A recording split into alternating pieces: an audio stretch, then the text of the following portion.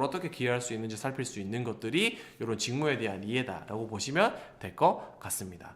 자, 그리고 이제 마지막으로 여러분들이 핵심 3대 역량이라고 또 말씀드릴 수 있겠는데, 제가 이렇게 여러분들이 자기소개서 쓸 때 이것만 참고하셔도 여러분들이 현대차 생산직 자기소개서 충분히 쓸 수 있다라고 말씀을 드립니다. 그래서 세 가지를 핵심적으로 말씀드리면, 첫 번째가 분석적인 관점, 두 번째가 협업적인 사고, 세 번째가 계획적인 사고다라고 할 수가 있겠는데요. 첫 번째로 분석적인 관점 같은 경우에는 여러분들이 생산 현장에서의 문제 발견과 해결의 핵심 역량이다라고 보시면 될 것 같습니다.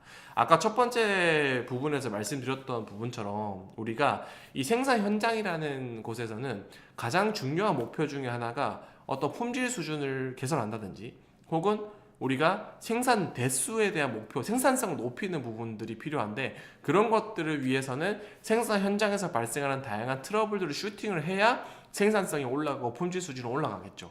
그렇기 때문에 생산 현장에서 여러 가지 문제가 실제로 발생하게 됩니다. 그런 문제를 내가 발견해내는 부분들이거나, 혹은 그런 문제를 발견했다면 그것들을 해결하기 위해서 필요한 게 분석적인 관점이 필요하다라고 할 수가 있겠죠. 그래서 이런 경험들이, 만약에 여러분들이 원인을 분석해서 문제를 해결했었던 경험이 있다라든지, 혹은 실패의 원인을 분석해서 성공했었던 경험이 있다라든지, 조직의 문제를 선제적으로 발견했었던 경험이 있다라든지, 공정의 구성 요소들, 기계나 전기 등을 분석할 수 있는 전문성이 있다라든지, 이런 것들이 여러분들이 경험적으로 있다면은 이런 것들을 분석적인 관점을 가지고 있는 사람입니다라는 키워드나 분석을 달아서 여러분들이 자기소개서를 쓰면 충분하다라는 겁니다. 아시겠죠? 그 다음에 이제 두 번째 있는 게 협업적인 사고이죠. 말씀드렸던 것처럼 이 자동차 생산 공정, 예를 들어서 의장 공정이다라고 한다면은 우리가 자동차 생산 라인이 있다라고 했을 때 이 라인 내에서도 협업이 있고, 라인 간의 협업도 있고, 공정 간의 협업도 있죠.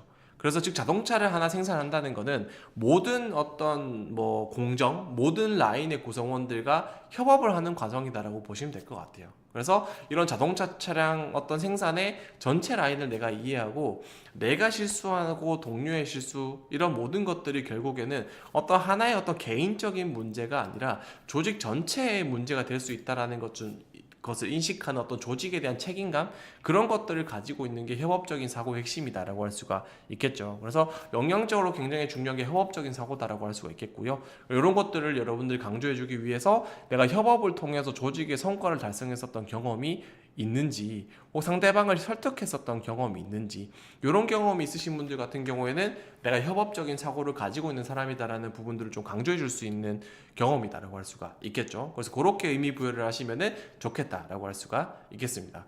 그 다음에 세 번째, 여러분들 자기소개서에 쓰면 좋은 키워드가 계획적인 사고인데요. 생산 계획이나 생산성, 이런 것들 제가 말씀드렸죠. 이 현대자동차 같은 경우 모든 자동차 생산 공장이 그렇겠지만, 그 시기에 따라서 이번 달, 이번 주, 오늘 하루라는 것들을 기준으로 했을 때 가지고 있는 생산의 계획이나 목표가 있다라고 보시면 될 것 같아요. 그래서 그런 것들을 내가 이해하고 거기에 따라서 내가 어떤 식으로 생산을 해야 될지, 생산을 할 때 내가 어떤 부분들의 주안점을 맞춰서 내가 작업을 해야 되는지에 대한 부분들을 생각하는 부분들이 굉장히 중요하다라고 할 수가 있겠습니다. 그래서 생산 계획이나 생산성을 고려한 업무 집중과 공정을 개선할 수 있는 방법에 대해서 고민하는 부분들이 필요하다라고 할 수가 있겠죠. 그렇기 때문에 그것과 관련되어 있는 경험이 어떤 계획에 기반해서 목표나 성과를 달성했었던 경험이 있는지, 그리고 내가 공정을 개선하고 목표를 달성하기 위한 직무 전문성을 향상시키기 위해서 노력했었던 경험이 뭐가 있는지, 그런 것들을 내가 이야기해 줄 수 있는 경험이 있다면 내가 계획적인 사고를 가지고 있다, 혹은 이런 성과를 달성하기 위해서 나는 어떤 고민을 하는 사람이다라는 부분들을 들어서 얘기를 해주시면 좋겠다라고 할 수가 있겠습니다. 그래서 어떻게 보면은 이렇게 이제 문항을 놓고 봤을 때 이런 키워드들을 가지고 여러분들 자기소개서 쓰시면 좋은데, 첫 번째 분석적 관점 같은 경우에는 우리가 어떤 1번이나 3번 문항에 쓸 수 있겠죠. 그리고 협업적 사고 같은 경우에는 2번 문항에 쓰시면 좋겠다라는 거고, 계획적인 사고 같은 경우에도 1번이나 3번 쪽에 좀 쓰시면 좋겠다라고 할 수가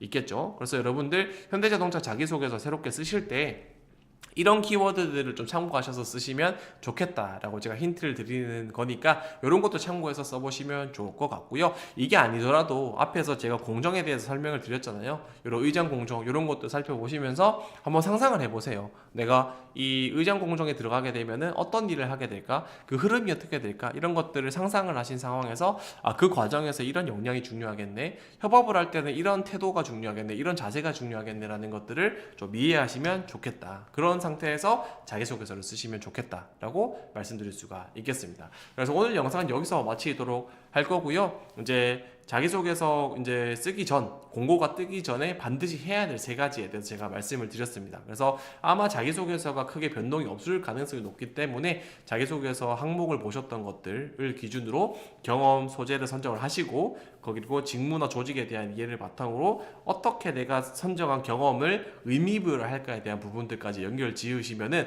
여러분들 공고 뜨시고 나서 항목 보고 바로 자기소개서 쓰시면 되겠다라고 할 수가 있겠습니다. 그래서 오늘 영상은 여기까지이고요. 도움이 되셨다면 좋아요와 구독 꼭 부탁드리고, 저희 공고 뜨고 나면은 그때 다시 한번 또 찾아뵙도록 하겠습니다. 저희 더보기란에 옥하방 주소 있으니까 거기 들어와 계시면은 제가 라이브 할 때 또 영상 링크를 또 보내드리도록 하겠습니다. 여러분들 고생하셨습니다.